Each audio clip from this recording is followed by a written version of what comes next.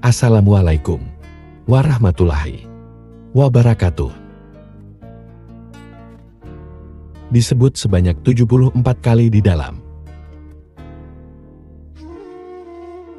Orang yang melampaui batas. Aduddin Alijaya menyebutkan dalam argumen Ekopedagogi dalam Al-Quran bahwa Firaun disebutkan sebanyak 74 kali di dalam Al-Quran. Ia merupakan salah satu raja Mesir yang hidup semasa Nabi Musa alaihi salam. Ia dikenal sebagai penguasa yang paling sombong, congkak melampaui batas, selalu menindas rakyatnya, dan suka memecah belah masyarakat. Salah satunya, Allah Ta'ala berfirman di dalam Quran Surat Yunus, ayat 83 yang berbunyi, "Tidak ada yang beriman kepada Musa, selain keturunan dari kaumnya, disertai ketakutan kepada Firaun dan para pemuka kaumnya yang akan menyiksa mereka. Sesungguhnya, Firaun benar-benar sewenang-wenang di bumi. Sesungguhnya ia benar-benar termasuk orang-orang yang melampaui batas." Inilah isi berdasarkan banyak buku sejarah dan sejarah Islam.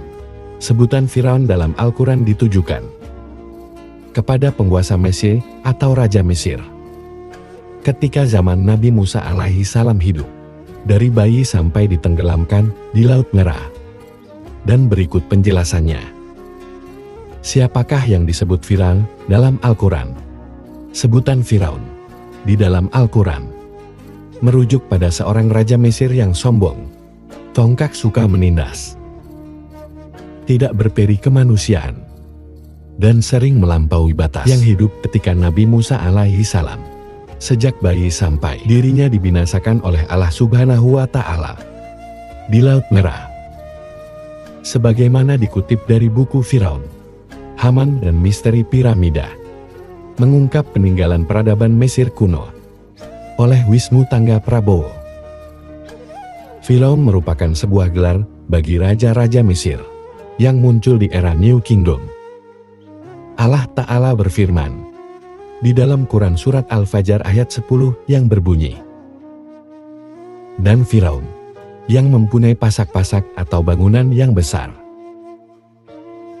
Pendapat Syekh Abdurrahman As-Sadi mengatakan bahwa Firaun merupakan gelar yang diberikan kepada raja-raja Mesir. Sebagaimana Raja Babil disebut Namrud, Raja Basya disebut An-Najasyi, Raja Yaman disebut Al-Kil, atau Raja Persia yang disebut Kisra, dan penguasa Romawi yang dijuluki dengan Kaisar. Dikutip dari buku situs-situs dalam Al-Quran, dari banjir Nabi Nuh alaihi salam hingga Bukit Tursina oleh Sahruddin Al-Fikri.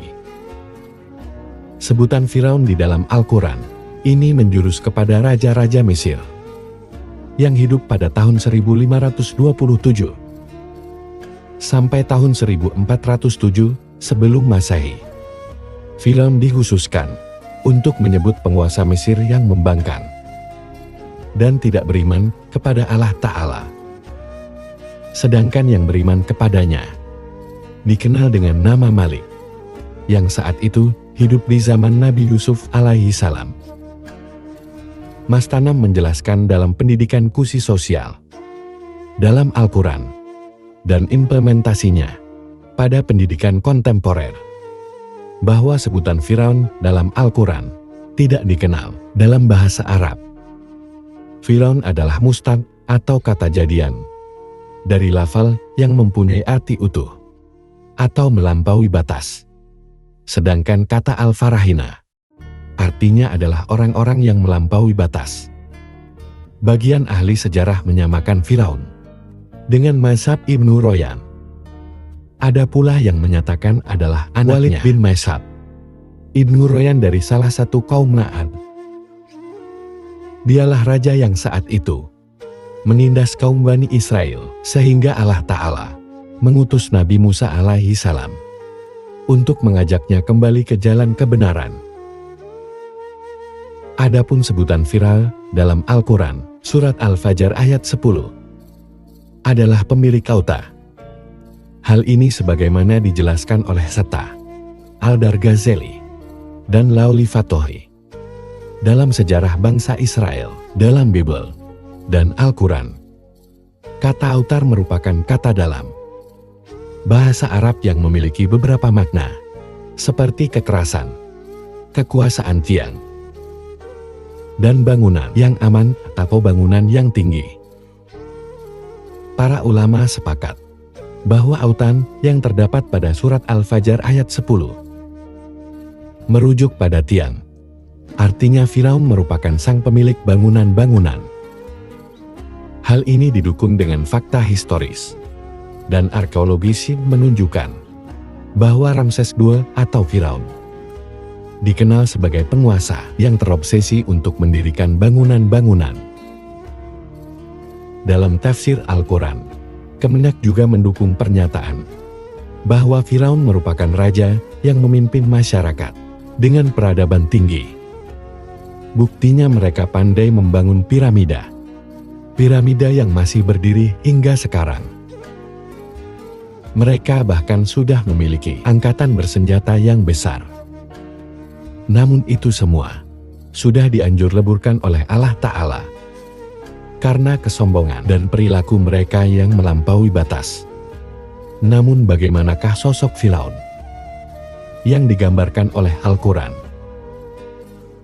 Firaun adalah raja yang dikenal dengan sosoknya yang kejam.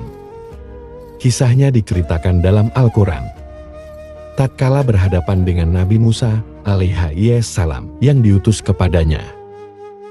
Kisah diutusnya Nabi Musa alaihi salam kepada Firaun termaktub di dalam Quran Surat Al-A'raf ayat 103. Allah Ta'ala berfirman, "Kemudian kami utus Musa setelah mereka dengan membawa tanda-tanda kekuasaan kami kepada Firaun dan pemuka-pemuka kaumnya.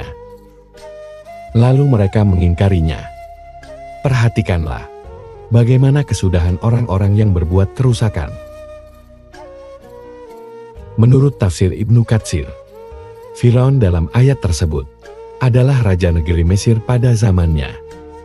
Disebutkan di dalam Ibnu Al-Arabi, The Basil of Wisdom, karya Ibnu Arabi, dalam Al-Quran. Firaun digambarkan sebagai sosok kufur, arogan tidak adil, dan manusia yang memuja diri sendiri. Menurut buku Musa alaihi salam, karya Abu Hafiz Abdurrahman, Firaun mengaku bahwa dirinya Tuhan, sehingga seluruh rakyatnya harus tunduk padanya. Ia memberlakukan rakyat dengan kejam, tanpa belas kasihan. Ia membalas pajak yang tinggi, dan menjadikan kaum Bani Israel sebagai budak-budak kerajaan. Kekejaman Firaun juga diikuti dengan kesombongannya. Ia enggan bersyukur atas kemakmuran yang dianugerahkan Allah Ta'ala. Dan ia justru menjadikan Mesir penuh dengan kemusyrikan. Masih dalam sumber yang sama, kesombongan Firaun disimpulkan di dalam dua kata dalam Al-Quran, yakni kufur dan zulm. Dijelaskan lebih lanjut, kata kufur bermakna pengabdian dengan sengaja atau penyembunyian kebenaran bagi tujuan-tujuan seseorang. Kedua kata zulm mengandung arti sebuah penindasan yang sewenang-wenang dan ketidakadilan yang merupakan tanda dari setiap penguasa. Pendek kata, Firaun adalah penjelmaan atau personifikasi kekuasaan, telanjang tanpa prinsip. Jelas Ibnu Arabi, seperti yang diterjemahkan M. Sabrul Ali dalam Fuswat Al-Hakim. Dan inilah gambaran kekejaman Firaun.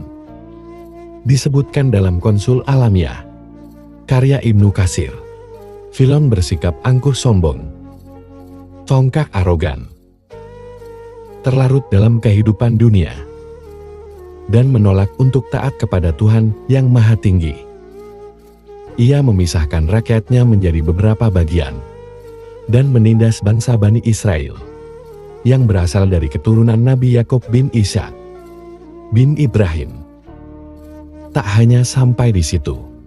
Firaun, kata Ibnu Katsir, menjadikan bangsa Bani Israel sebagai budak dan bekerja kasar di bidang-bidang rendahan.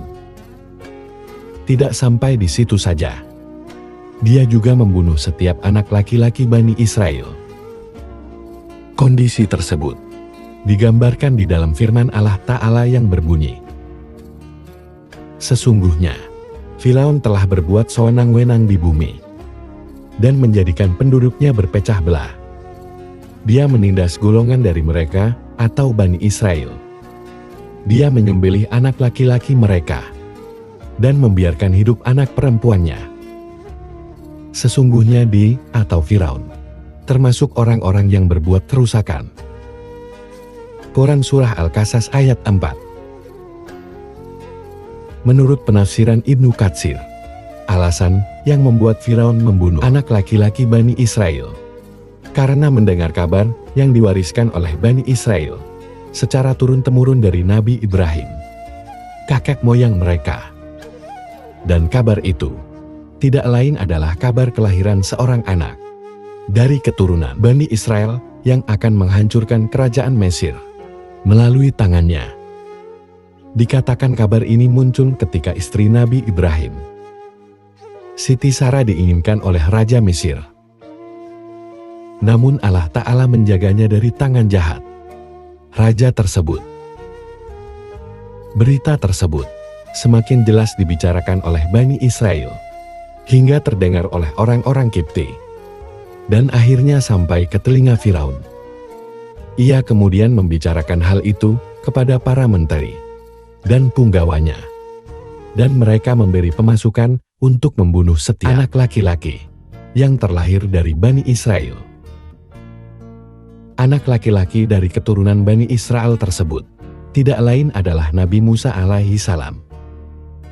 Dan pada akhirnya, cerita Firaun dikisahkan tenggelam di Laut Merah saat mengejar Nabi Musa alaihi salam. Sebagaimana Allah Ta'ala berfirman, "Ingatlah ketika kami membelah laut untukmu, lalu kami menyelamatkanmu dan menenggelamkan Firaun dan pengikut-pengikut Firaun, sedangkan kamu menyaksikannya." Quran Surat Al-Baqarah ayat 50. Lantas, siapa Firaun pada zaman Nabi Musa alaihi salam itu? Dalam sejarah peradaban Mesir kuno yang berjalan selama sekitar 3000 tahun, didapati lebih dari 100 penguasa Mesir yang bergelar Firaun. Terkait siapakah Firaun dalam Al-Quran, para ulama dan ahli sejarah masih memperdebatkannya. Namun mayoritas cenderung meyakini bahwa Firaun yang hidup pada zaman Nabi Musa alaihi salam adalah Ramses II. Hal itu sejalan dengan pendapat para ahli Alkitab. Kisah Firaun dan Nabi Musa memang diterangkan secara jelas pula di dalam Alkitab. Ramses II adalah Firaun yang hidup di antara tahun 1303 sampai tahun 1213 sebelum Masehi dan memerintah pada masa kejayaan Mesir kuno. Padahal yang hampir disepakati seluruh sejarawan kontemporer adalah bahwa Nabi Musa juga hidup di Mesir pada abad ke-13 sebelum Masehi. Ramses II dikenal sebagai salah satu Firaun paling kuat dan berpengaruh dalam sejarah Mesir kuno. Selama 66 tahun pemerintahannya, Ramses II diketahui memiliki angkatan perang yang kuat, mendirikan banyak monumen, dan meninggalkan prasasti. Militer dan arsitektur juga menjadi dua elemen yang melekat erat dengan sosok Firaun dalam Al-Quran. Al-Quran Surat Al-Fajr ayat 10 misalnya menyatakan bahwa Firaun mempunyai pasak-pasak yang oleh para ulama ditafsirkan sebagai tentara yang banyak. Dalam aspek militer, Ramses II termasuk Firaun yang ekspansif dan memiliki angkatan bersenjata yang kuat. Indikasi lain bahwa era Ramses II bersamaan dengan masa hidup Nabi Musa alaihi salam adalah adanya budak-budak dari Suriah dan Quran dalam jumlah besar di sekitar Sungai Nil. Di kemudian hari, budak-budak tersebut hijrah ke Mesir. Diduga untuk bekerja. Dan selanjutnya indikasi bahwa Bani Israel mendiami negeri Mesir di era Ramsus II. Dan dapat ditemukan di dalam catatan Firaun. Meremtat putar Ramsus II. Berupa merentah stela. Dalam catatan tersebut, ilmuwan ahli Mesir kuno dari Inggris yang bernama Flinders Petrie menemukan istilah Israel. Catatan ini juga mengundang pendapat bahwa Firaun yang hidup pada zaman Nabi Musa tidak hanya satu. Sebagian ahli mengemukakan bahwa diduga Ramsus II ialah wafat ketika Nabi Musa alaihi salam dalam pengasingan ke Sinai. Ketika Nabi Musa kembali ke Mesir, yang berkuasa adalah Firaun merentat, putra sekaligus penerus Ramsus II, yang memerintah Mesir kuno periode tahun 1213 sampai tahun 1203 sebelum Masehi. Oleh karena itu, sosok Firaun yang mengejar Nabi Musa dan pengikutnya hingga ke Laut Merah adalah merentat. Pendapat ini didukung oleh penyelidikan medis terhadap mumi Firaun Ramsus II dari hasil penyelidikan. Ramsus II diduga meninggal karena sakit tua.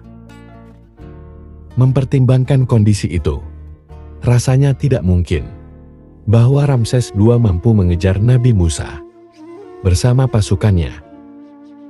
Dan sebaliknya, penyelidikan terhadap mumi Firaun Maryam Tas menunjukkan bahwa mayatnya menerima hentakan bertubi-tubi dan sepertinya pernah berada di dalam air dalam waktu sekejap.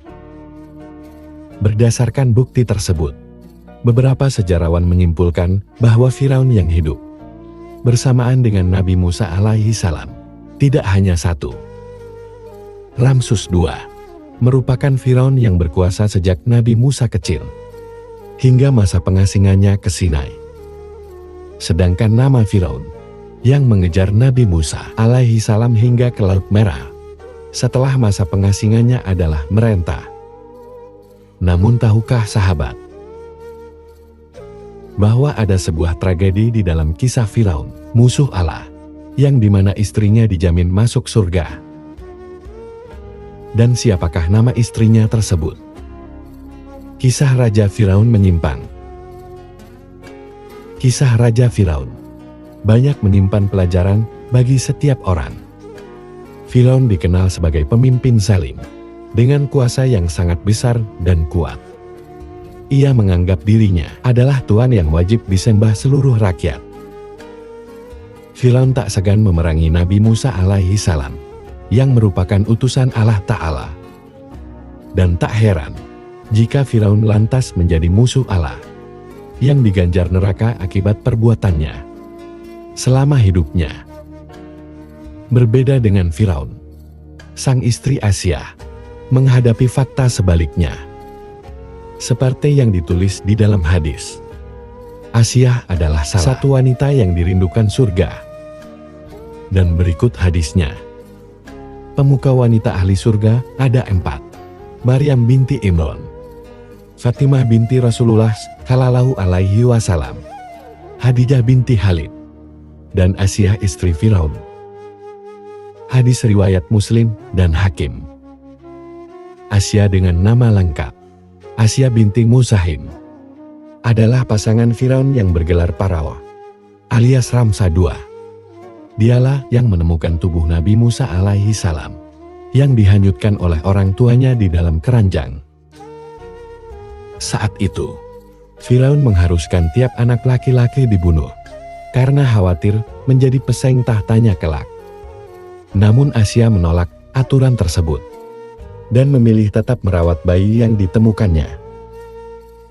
Kisah Asia mengambil Nabi Musa sebagai anak ditulis di dalam Quran Surat Al-Qasas ayat 9. Dan berkatalah istri Firaun, ia adalah penyejuk mata hati bagiku dan bagimu. Janganlah kamu membunuhnya. Mudah-mudahan ia bermanfaat kepada kita, atau kita ambil dia menjadi anak, sedang mereka tiada menyadari. Asia istri Firaun dikisahkan mengakui kebenaran ajaran yang dibawa oleh Nabi Musa alaihi salam. Dikutip dari situs Al Islam yang mengambil dari buku tafsir Al-Ma'nah Al-Bayan. Asiyah mempertahankan keimanannya meski bertentangan dengan aturan suami. Allah Ta'ala lantas menolong Asiyah dengan menjawab permohonannya. Permintaan Asiyah pada Allah disebutkan di dalam Quran Surat Al-Tahrim ayat 11. Dan Allah membuat istri Firaun perumpamaan bagi orang-orang yang beriman. Ketika ia berkata, "Ya Rabbku, bangunkanlah untukku sebuah rumah di sisimu dalam Firdaus dan selamatkanlah aku dari Firaun dan perbuatannya, dan selamatkanlah aku dari kaum yang zalim." Kisah Asiyah dan Firaun memberi pelajaran. Hidayah Allah Ta'ala bisa datang pada siapa saja. Allah telah menjelaskannya di dalam beberapa ayat Al-Quran. Salah satunya, yaitu Quran Surat Fatir ayat 8. Maka apakah orang yang dijadikan setan menganggap baik pekerjaannya yang buruk, lalu dia meyakini pekerjaan itu baik, sama dengan orang yang tidak ditipu oleh setan? Maka sesungguhnya Allah menyesatkan siapa yang dikehendakinya dan menunjuki siapa yang dikehendakinya. Maka janganlah dirimu binasa karena kesedihan terhadap mereka. Sesungguhnya Allah Maha mengetahui apa yang mereka perbuat. Nah sahabat, inilah beberapa fakta tentang Firaun yang dirangkum dari beberapa sumber. Di dalam setiap pemerintahan, dipastikan ada satu pemimpin besar yang membawahi dan mengarahkan masyarakatnya. Di zaman sekarang, kita mengenalnya sebagai presiden. Namun untuk masyarakat Mesir kuno, mereka lebih mengenalnya sebagai Firaun. Dan ada banyak Firaun ternama dari kisah Mesir kuno, mulai dari Tutankhamun sampai Cleopatra. Dan semuanya memiliki kisah tersendiri. Akan tetapi, tahukah sahabat, bila ada benang merah dari fakta tiap Firaun tersebut? Yang pertama, Firaun telah dianggap sebagai pelindung ketimbang pemimpin. Piramida hingga Sphinx, semua itu sebenarnya adalah makam dari tokoh-tokoh ternama di sana, atau yang biasa disebut mausoleum. Setiap bangunan itu menyimbolkan dari kehebatan dari tiap Firaun. Pada saat itu, hampir semua bangunan itu dikonstruksi atau diperintahkan Firaun yang sedang berkuasa di masanya. Dua Firaun memiliki beberapa mahkota. Percaya tidak percaya, Firaun punya bermacam-macam mahkota yang dipakai sesuai dengan perannya. Sebagai contoh mahkota Atef. Mahkota ini berwarna putih dan dibuat dari bulu. Atef menjadi simbol dari dewa Mesir, yaitu Osiris. 3. Ada satu Firaun yang berhasil menyatukan Mesir kuno. Dahulu kala, Mesir kuno terbagi menjadi dua, yaitu Mesir Utara dan Mesir Selatan. Ini dilambangkan dengan adanya dua mahkota, Diseret dan juga Hejet. Nantinya Firaun bernama Menesla, yang akhirnya berhasil menyatukan kedua area tersebut, dan dipercaya sebagai figur pembuangan Mesir kuno. 4. Firaun memiliki tugas yang berat. Lebih dari sekedar memimpin, Firaun punya tugas untuk menguasai banyak kemampuan. Maka dari itu, semenjak muda, mereka telah dilatih dengan berbagai hal, mulai dari kemampuan berburu sampai bertarung. Anak-anak yang punya kemampuan hebat dan layak mendapat gelar akan memperoleh posisi Firaun itu. 5. Tidak semua Firaun punya janggut. Dari setiap ion cliff fortuna lainnya, Peros selalu digambarkan memiliki janggut. Kenyataannya tidak. Mereka hanya mengenakan janggut palsu untuk meniru penampakan Dewa Osiris.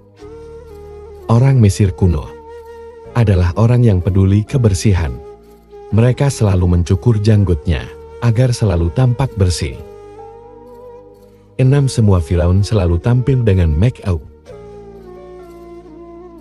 Entah itu Firaun perempuan atau Firaun pria. Mereka semua selalu menggunakan kosmetik, agar tampak cantik. Masyarakat Mesir kuno percaya, kecantikan merupakan simbol dari kesucian, yang mendekatkan diri mereka kepada dewa. 7. Tidak ada yang tahu pasti, apa kutukan Firaun benar-benar ada. Bisa makam Firaun Tuhan kamu, yang berhasil digali dan mengakibatkan banyak kecelakaan, membuat banyak orang percaya akan kutukan Firaun. Legendanya kutukan ini diberikan kepada mereka yang mengganggu mayat Firaun, dan mereka yang mengganggu akan diberi sakit, kesialan hingga kematian. Akan tetapi, sebagian orang juga sulit mempercaya dan masih menganggapnya sebagai sebuah kebetulan biasa. 8. Firaun memiliki kawan pelindung. Tidak seperti bodyguard, pelindung Firaun bukanlah manusia, melainkan kucing. Mereka dikenal sebagai Mau, dan dipercaya punya peranan penting dalam berarti agama. Kemampuan binatang ini membunuh ular sebagai bentuk pengusiran kejahatan 9. Firaun menikmati karena ulah kuda Nil. Susah dipercaya memang, tetapi Firaun pertama yang berhasil menyatukan Mesir mati mengenasan karena olah binatang. Tidak ada catatan jelas dan resmi, namun banyak informasi yang mengatakan Firaun Menes diserang kuda Nil sampai mati. 10. Firaun menciptakan banyak museum. Kata Firaun memiliki arti rumah besar, dan ini menuju kepada tempat kediamannya. Karena Firaun dipercaya sebagai turunan dewa, maka masyarakat Mesir kuno menganggap mereka sebagai pelindung negara. Dan tahukah sahabat, ada sebuah istana super mega dari Firaun yang diabadikan di dalam Al-Quran. Lalu seberapakah mewah dan megahnya istana Firaun tersebut, dan di manakah keberadaannya? Firaun memerintahkan Haman, salah seorang pengikut setianya, untuk membuatkan sebuah bangunan tinggi, dan dia ingin menyaksikan tuanya Musa dan Harun. Dan berkata Firaun, "Hai pembesar kaumku, aku tidak mengetahui Tuhan bagimu selain aku, maka bakarlah halaman untukku tanah liat. Kemudian buatkanlah untuk pembangunan yang tinggi, supaya aku dapat naik melihat Tuhan Musa. Dan sesungguhnya, aku benar-benar yakin bahwa dia termasuk orang-orang pendusta." Quran Surat Al-Qasas ayat 38. Ada juga di dalam Quran Surah Al-Mu'min. Firaun berkata, "Hai Haman, buatkanlah bagiku sebuah bangunan yang tinggi, supaya aku sampai ke pintu-pintu, yaitu pintu-pintu langit, supaya aku memandanginya Musa sebagai seorang pendusta." Quran Surat Al-Mu'min ayat 36. 37. Beberapa bangunan yang didirikan dinasti Firaun itu hingga kini masih bisa disaksikan. Namun bila merujuk pada keterangan Al-Quran, istana yang dibangun Firaun pada masa itu tialah dianjurkan oleh Allah Subhanahu wa Ta'ala. Dan sempurnakanlah perkataan Tuhanmu yang baik sebagai janji untuk Bani Israel, disebabkan kesabaran mereka. Dan kami anjurkan apa yang telah dibuat Firaun dan kaumnya, dan apa yang telah dibangun mereka. Quran Surat Al-A'raf ayat 137. Dan berikut ini sejumlah fakta terkait istana Firaun yang disebutkan di dalam Al-Quran. Sebagai sebuah istana, tempat singgasana raja, tentu saja keberadaannya sangat mewah dan megah.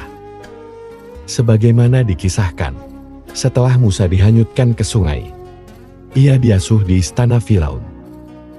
Dan begitu juga ketika Musa dan Harun mengajak Firaun agar beriman kepada Allah. serta Musa melawan para ahli sihir Firaun. Semua itu dikisahkan berada di dalam istana Firaun. Maka datanglah kamu berdua kepadanya, atau Firaun, dan katakanlah, sesungguhnya kami berdua adalah utusan Tuhanmu. Maka lepaskanlah Bani Israel bersama kami, dan janganlah kamu menyiksa mereka. Sesungguhnya kami telah datang kepadamu dengan membawa bukti atas kerasulan kami dari Tuhanmu.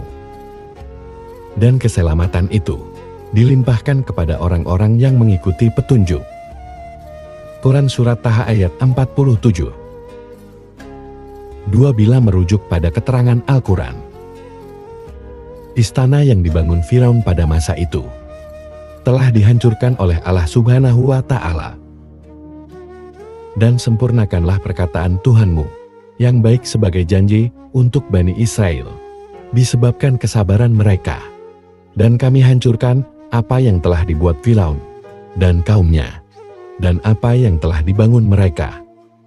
Quran Surat Al-A'raf ayat 137.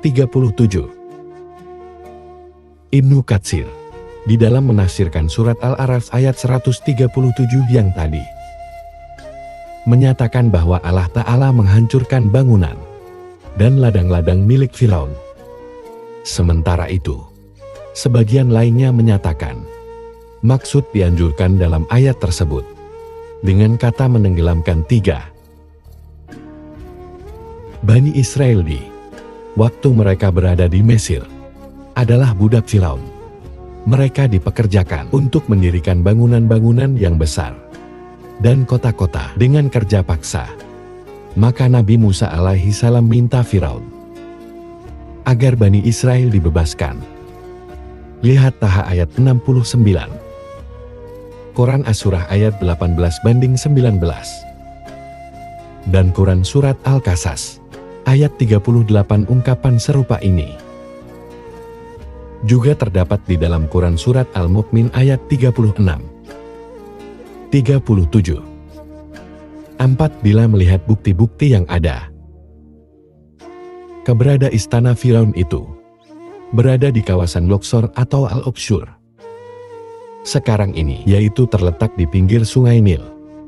Luxor atau kota tua di Mesir.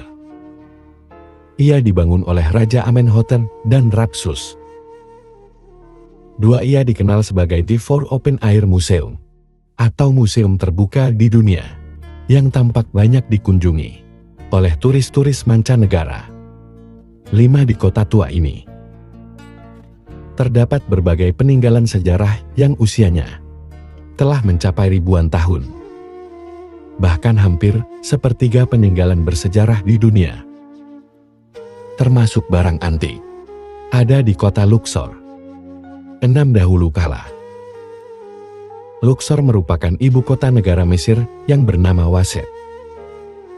Kemudian berubah menjadi TBS. Orang-orang Arab menyebutnya dengan Luxor, yang dalam bahasa Arab Al-Aqsa atau Al-Uqshur, yang artinya adalah The City of Palace, atau kota istana. Sebab di wilayah ini terdapat bangunan-bangunan bersejarah yang sangat indah, megah dan besar yang ada di kota Luxor.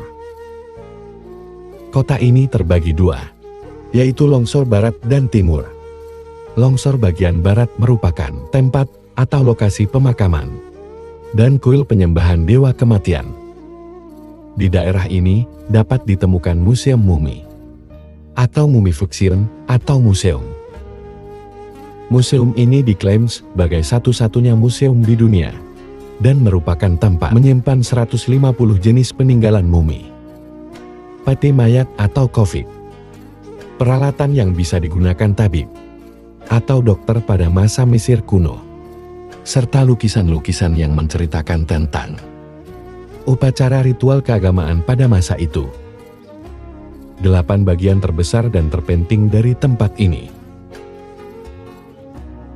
adalah pusat kuil terbesar dari Dewa Amon, Layot dan kuil besarnya, terdiri atas serangkaian pilot atau tonggak menara, yaitu Philos 4 dan 5 yang dibangun oleh Thutmose.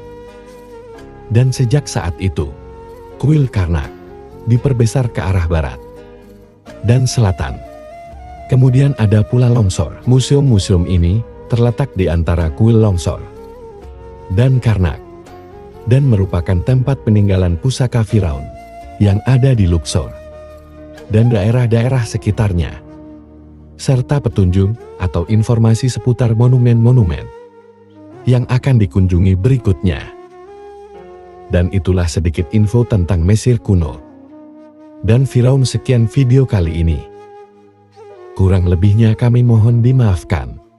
Wassalamualaikum warahmatullahi wabarakatuh.